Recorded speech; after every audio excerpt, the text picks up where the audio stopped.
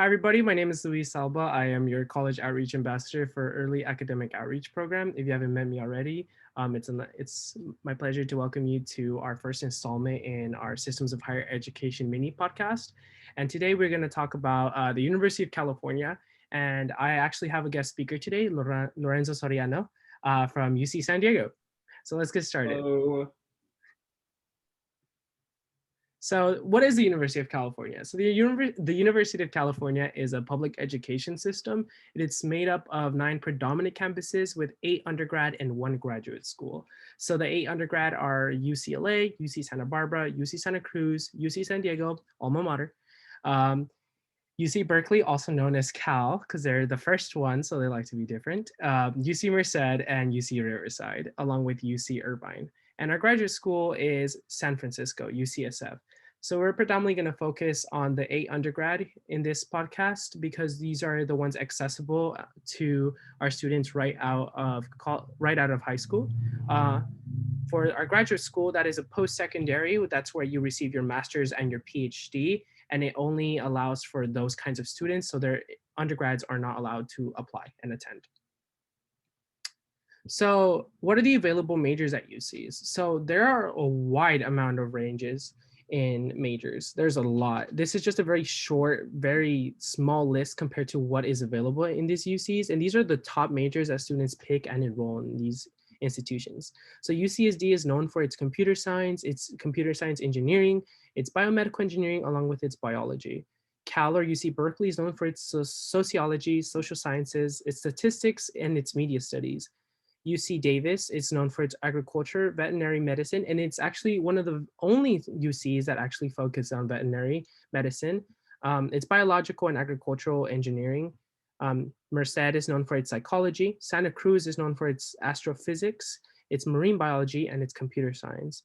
And UCI is known for its physical sciences. So those are the hardcore STEM, like biology, chemistry, and physics, along with math and engineering. UCSB is known for its engineering, both chemical, electrical, and what it means by materials is like physical, whatever you do construct by manual, stuff like that. And its social sciences. UCR or Riverside is known for its engineering and its business, and UCLA is known for its engineering as well. So you see a lot of engineering across the UCs and its psychology. And our sources come from the US News and World Report, National Research Council, and the Campus Explorer. And I invite you all to look at all of the universities specifically, because as I mentioned before, this is a very short list and these majors and minors can range significantly. So take a look at them. So what's the price tag at UCs? How much does it cost? So the average cost of attendance, and what we mean by cost of attendance is not just tuition, but also how much does it cost to live on campus, live off campus. That might include rent or like boarding, etc. How much it costs for food. That's all calculated in cost of attendance. So cost of attendance before financial aid for our in-state, so if you're from California, is around $36,700. For out of state, it is $66,500. And this includes our undocumented students, DACA as well, who fall under the out of state. But for our undocumented students, who have attended a high school and have graduated from California, they can receive an AB 450 or an AB 550 waiver that pays up to $30,000 that helps accommodate for that out-of-state fee. So the average cost out of attendance, like for financial aid, after you get financial aid for our in-state is around $19,700. Our out-of-state is $46,800, and the average debt is $20,000. I'm a little bit higher than that, but we're on that ballpark, so that's pretty good. If you don't, you know. So I also want to make sure that y'all understand that this is not a definitive factor that you are all going to pay $19,700. There's a lot of grants, scholarships, a lot of economic opportunities that allow students to pay for college. So it doesn't necessarily have to be $19,700. For students who make, for families who make under $800,000, they can receive a blue and gold scholarship, which pays for your full tuition. As long as you meet those requirements, you are in good academic standing, and you continue with that economic pattern. So that's why it's so important to apply for FAFSA and the California Dream Act, because you can get these scholarships, these Cal grants, these opportunities and the attend and offset that kind of tuition and that cost of attendance. So there's a lot of opportunities for higher education. So what are the requirements and what are the benefits of UCs? So the minimum requirements are your A through G requirements. So that includes all the all the classes that your counselors tell you to take. You have to have a 3.0 GPA or higher. You have to submit the UC application, which is submitted around November 30th of every year. The personal insight questions, which are short little essays that talk a lot about what you want to do, your ACT and ACT. For now, because of COVID and for future references, the UCs have actually put a pause on that for a moment. So we will get back to you on that if they decide to kind of like reinstate that that requirement. So the benefits of attending a UC is that they're heavily research based. So there's a lot of economic opportunities and academic and career opportunities such as internships, jobs, or hands-on experience for students to work with labs, work with professors, work with certain internships in companies outside of UCs, to get those hands-on experiences and to get those connections. Graduates have an excessive and strong networking. So faculty, along with other graduate students, allow students to connect with like companies outside of the UC, with other UCs if they wish to continue with their education, get a master's or a PhD, and get a job if they want to right after graduating. UCs offer a great range of degrees, so it's not just heavy STEM. There's also strong humanities and social science programs at our UCs. Cal is actually known for its social sciences, and UCSD and Berkeley are known predominantly for its anthropology program. And they have an updated learning environment and labs for students to enhance the learning experiences. So they keep these labs updated with the best technology to help our students face the requirement and the needs that they need in order to, be successful. So I would like to introduce our guest speaker, Lorenzo Soriano. He's actually an HA or house advisor with me this year. So we work closely together. He's a fourth year, so he'll be graduating in spring 2021 alongside with me. He is from UC San Diego and he's majoring in marine biology. He hopes to lead and conduct his own ecological research and environmental dynamics and instability. And he hopes to bring back those academic resources back to his own community and his home. And yeah. Hi, Lorenzo. Hello, Luis. It's great to be here. Thank you for allowing me to be here and speak on this podcast of yours. Excited and hope I can provide my insight and hopefully that helps some other, upcoming students that are curious about UCs. Thank you. Thank you. So I would like to start by asking, so why did you choose to attend a UC? So, when I went about I didn't solely focus on attending to UC. Like that was in my, my goal for me was to attend a university after graduating high school. It didn't mean I was dissing all Cal States. It's just for me personally, in my focus on marine biology, I thought a UC system would best fit me and what I want to do in my career. Especially, you mentioned research. Like a lot of UC universities are very research focused, and I want to have that hands-on experience and get a bit of a taste of that, and more insight as opposed that I may not get in other universities. And then UC San Diego specifically for their marine bio department at under Scripps, which is SIO, Scripps Institute of Oceanography, is one of the top in the nation, if not the world. So that's what really drove me. Like UC San Diego is the one UC system with very research heavy focused college system. That's why the UCs felt the UC system was meant for me. Nice. So is that actually you in the photo performing some research or of some kind? It looks like a donut down there. So that was me on the right. This is so that was during my third year, I believe, fall quarter. So this was for SI 136, which is a general marine biolab. So we took a full day excursion out on a research vessel. I believe it was the RV. Oh, I'm trying to remember the name. I can't remember the name right now. But so we were out there. So at this moment, we just picked up a salp off the side of the boat with a net and just started looking at it just for fun. But during that day, we did different trawl lines of plankton, phytoplankton, benthic vertebrates, benthic invertebrates, midwater trawl. And it was just a whole day basically putting what I learned to work in that lab and also other classes and just putting that to the test. This moment we kind of just like, messing around, found a little solve, had a little fun.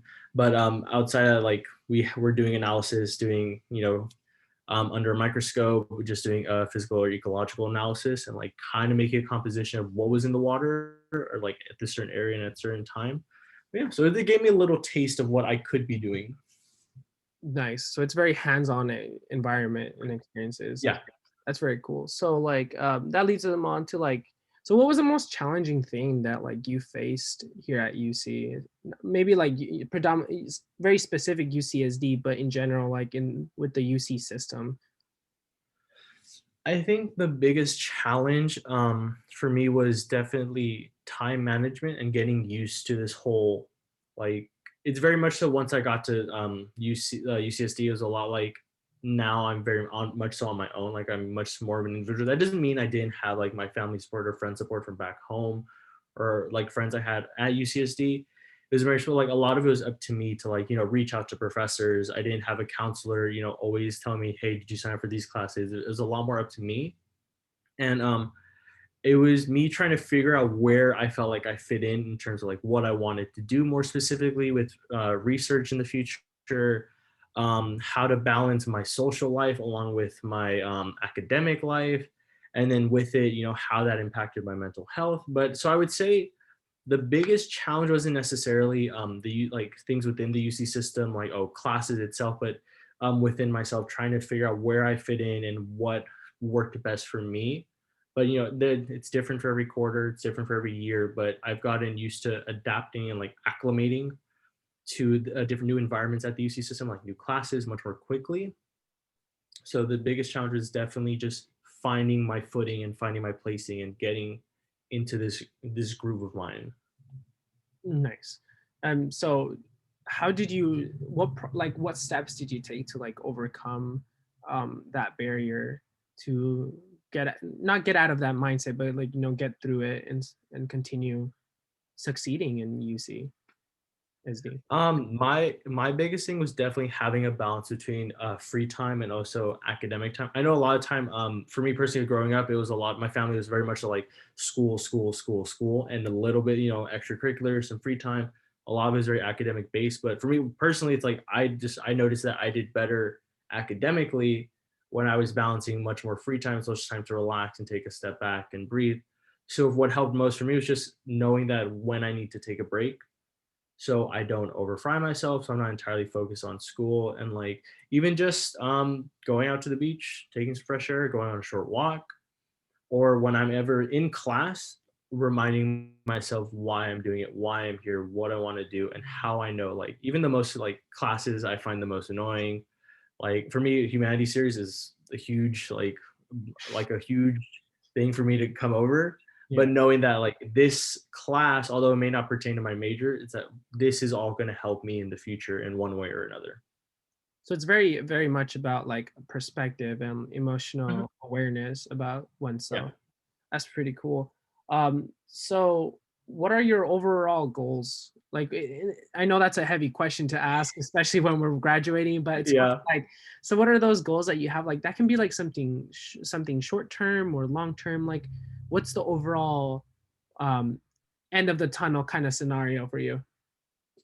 So I know you kind of went over like what I want to do in the future of my career. So I definitely want to focus on an ecological aspect with marine biology. In terms of what ecosystem specifically, I don't know yet. That's why I plan on taking a gap year afterwards to kind of figure out what I want to do more specifically in marine bio before continuing my education. But I think this would be a very like deep answer, but I want to feel comfortable with where I am or where I will be in the future with my career, and not looking back and regretting that, oh, I should have done this, I should have done that. Because I've to me, I'm very much the person where I believe that as long as you put in as much effort and as much work that you possibly can, then you did your best, and that's what matters. Yeah. So for me, I feel like I would feel like I made it, like quote, I made it when, or I'm comfortable when I know that I did my absolute best, went through everything that I can, and I'm still learning and growing because I'm learning new things every day. Specifically, I'm learning new things about myself, what I like, what I don't like, what I do, what I want to do specifically. So that's when I feel like I've quote unquote made it is when I can look and be like, look at where I am, where I was, and look at where I am now, and how much I've grown. Yeah, and I feel like there's such a strong pressure from not just like, parents and like our counselors and our teachers, like when we were like in high school, that like Mhm. you need to know what you want to do, what you Yeah. want to do. But you know, I resonate a lot with what you were saying. It's like it's a gradual process of kind of Mhm. figuring out what you want to do. It's like and I feel like a lot of our students, there's maybe or maybe not, but I feel Yeah. like a lot of our students have this fear of like not knowing what they want to do 100%, or not figuring it out, that they want to be doctors at the age of like 13. um Yeah. yeah, and so like it's this pressure, and I feel like like you said, it's like I'm still trying to figure it out as well. Like, yes, I'm majoring in biochemistry, but like what do I want to do with that? That's the Yeah. question. But yeah, very very very deep question. No, no, it's very case by case. Some people know what they want to do from the time they're 5 years old and start school. Some people it takes years, even after graduating. They're like, I still don't know what I want to do. It takes time for everyone. But I feel as though as long as you're, that where you want to be as a person, that you want to develop and grow and be better as a person than you were before, then I feel like that's growth in itself. And along that way, you'll find out what you want to do and what you don't want to do, which is just as important. And that brings us back to like, now that we're talking about our younger selves a little bit, let's talk about that a little bit more deep. If you had your younger self like right now, like in front of you, what's something that you would tell them, when they're applying for college, or like when they're looking into the eyes of UCSD, stepping their first like step into the campus? What would you tell that younger Lorenzo? My response to these questions are always, a lot of people hate my response. I wouldn't tell them much because I don't want to spoil anything. A lot of people are like, oh, well, I would tell them, don't do this, don't do this, do that, don't do this. I'll very much so let them know that there's going to be a lot of tough times, but there's also going to be many more great, good, positive times ahead of you. Don't let it stop, because look at where I am and look at how much you've grown. And I didn't have a future me telling me what to do. Hmm. So know that there are these obstacles coming your way, but know that you're going to meet people, you're going to meet yourself even more, and you're going to be able to overcome it. So I don't want to spoil the surprise I wouldn't want to spoil the surprise for myself, because then knowing me, I would start to overthink, like, oh no, I need to take these classes and do this and that. I'd be like, you're going to get through it. I got through it. So why can't you get through it?